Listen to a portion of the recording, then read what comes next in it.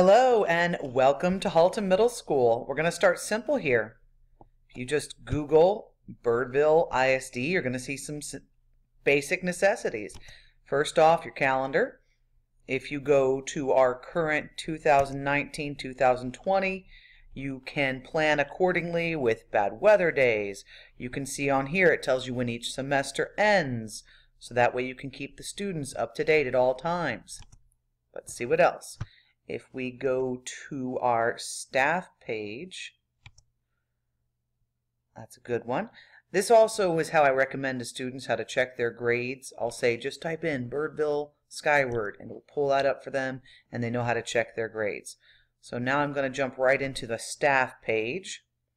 Oh look, the District Middle School Teacher of the Year, Edith Torres from Halton Middle School. Woo woo, because that's how we roll. I'm going to jump into something you're going to use quite frequently. Your Eduphoria. Eduphoria is a place where we do data collection for tests, for students who could be SPED or 504. You can find all that information in Aware. So let's start with Aware. In Aware, there's a spot here on the side that says Students. Let's say you're in Skyward and you see a notification that says a student is 504 or SPED. Go right here and type their last name and it's going to pull up any previous paperwork they have on that student. You can also use that if you have maybe a curiosity on whether a student has test scores that were low or high on an old STAR test.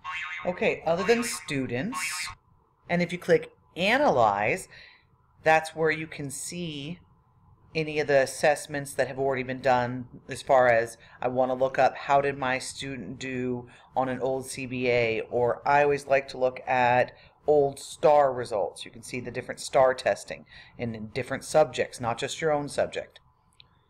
Assessment, this is where you're going to actually create a test, and I'm sure whoever works with you in your department will work on making sure you create them as a middle school test. There's a specific way to name all the tests for our school or for one, but you can get into that later. But the analyzing is pretty cool too. You click here on Test Available to be able to print a Scantron, so whoever's in your department makes the test can go through, oops, normally it's a school assessment. It should be under school assessment when you're printing them, and then you'll find it here because all of our tests that we do are normally school assessments, the majority of them, because you have to have 3 per 6 weeks test grades. 2 have to be in Aware, in Eduphoria. All right, let's go to the next function here of Eduphoria. I'm going to go back to that main page. Oh, sign back in. Alright, so other than Aware, they have a thing called Form Space. Once in a while, you'll have to download forms for there. Things like your flex days. And then workshops. If we have an upcoming workshop, oh, looks like that one's not working right now. That will be where you sign up for that. Okay, let's jump into Canvas now.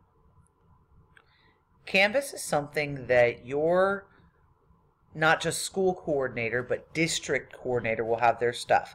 There's a lot of stuff in here that you might not have on yours because I've signed up for other courses. You're going to find your current subject. I'm secondary science, so I've got mine right here. Then you can see with secondary, there's middle school and high school. So I can actually look and see how things are going to be taught in high school, and I can look at my middle school stuff as well. They're very open about sharing. Same thing here. I'm going to do 6th grade, but you can do whichever grade works for you. In here, you'll have things like your yearly documents per 6 weeks. I normally spend most of my time in the beginning of the year getting out these yearly documents. You can get Scope and Sequence, your year at a glance. This will vary from subject to subject, but in general, this is where you're going to be finding that information, is on Canvas. Let's go back to the staff page and explore a couple of other things. One thing would be your webmail.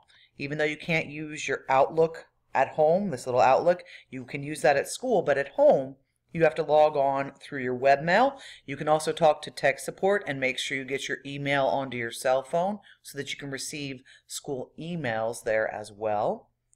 That's how you can get your email at home. Okay, as you scroll down, if you ever have anything go wrong technology-wise in your classroom, the charger cord stops working on a Chromebook, the computer isn't working, the projector isn't working, your cord is broken, you will go here. You will sign in and you can do any of those issues. Let's say you're in the computer lab and one of the computers is working. That's you. You've got to log on to tech support and ask for help. If we're not telling them we need help, then we're not getting help. Setting up your phone for your voicemail.